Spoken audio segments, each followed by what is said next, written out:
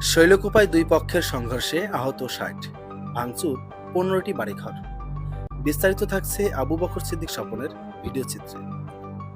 ঝিনাইদহের শৈলকুপা উপজেলার উমেদপুর ইউনিয়নের বিষ্ণুপুর গ্রামে আধিপত্য বিস্তার ও পূর্ব বিরোধের জেরে দুই পক্ষের সংঘর্ষে অন্তত ৬০ জন আহত হয়েছেন। বৃহস্পতিবার ৪ জুন সকাল ৯টার দিকে এ ঘটনা ঘটে। স্থানীয় সূত্রে জানা যায়, ইউপি সদস্য কফিল ও সাবেক চেয়ারম্যান মতিয়ার রহমানের সমর্থকদের মধ্যে কথা কাটাকাটির এক পর্যায়ে সংঘর্ষ শুরু হয়।